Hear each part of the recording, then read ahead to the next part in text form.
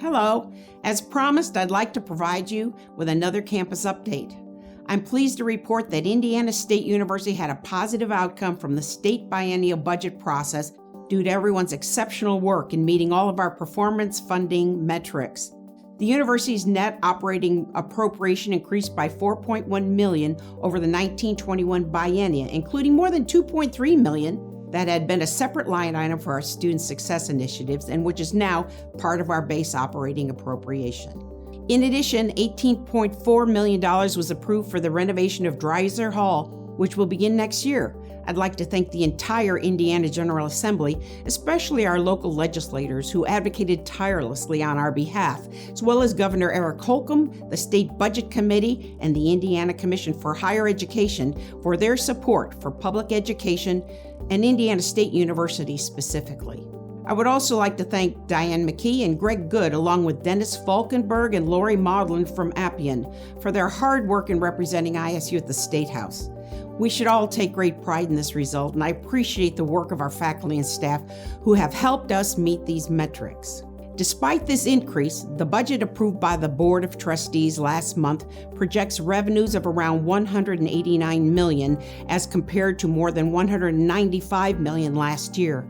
The change includes the increased operating appropriation as well as a nominal increase of 1.65% in tuition for the coming year.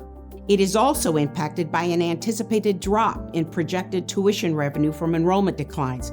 Our trustees made a conscious decision to maintain affordability for our students with this modest tuition increase. They also responded to the student referendum advanced by the Student Government Association, approving a health and wellness fee to be implemented in 2021 of $40 per semester and $20 for students enrolled in the summer.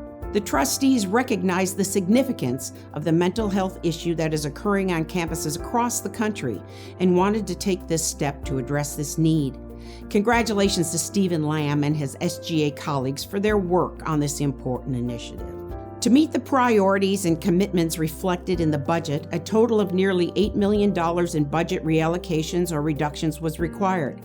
One of our priorities that is contingent upon our tuition revenue is to provide a compensation increase for our employees with good performance. A final determination on compensation will be made once enrollment numbers are known this fall and an assessment of overall budgetary conditions has been made. Stabilizing our enrollment is critical to our university's future. You all have a role to play in this effort. In addition to the great work the Strategic Enrollment Management Council is doing to boost our recruitment and retention efforts, we're also looking at specific things we can do now to begin to impact spring 2020 enrollments. On the fundraising front, I hope you all saw the great news that our total fundraising grew by a phenomenal 40% in 18-19, a $2.5 million increase from the prior year.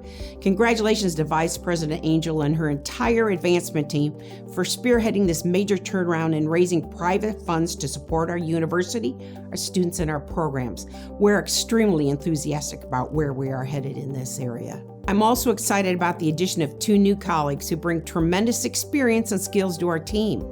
Mark Alicia, an award-winning journalist who was named Journalist of the Year in 2018, has been hired as our new Director of University Communication.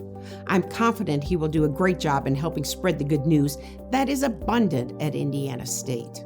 Dr. Raina Johnson is also joining us as Associate Vice President for Inclusive Excellence and Strategic Initiatives.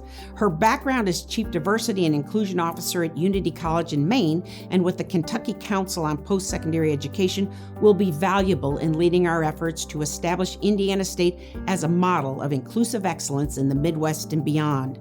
Please join me in welcoming Mark and Raina when they arrive. Lastly, we will be starting a year-long process this fall to revisit our mission, vision, and values statements in preparation for the development of our next strategic plan in time for its launch in 2021. I'm pleased that Dean Emeritus Brad Balch has agreed to facilitate the campus and community discussions that will help us prepare our recommendation for the Board of Trustees on this important front. All of you will be given opportunities to share your input into this process. I hope you will enjoy the rest of the summer, and I look forward to working together this coming year to continue to advance our wonderful university. Thank you.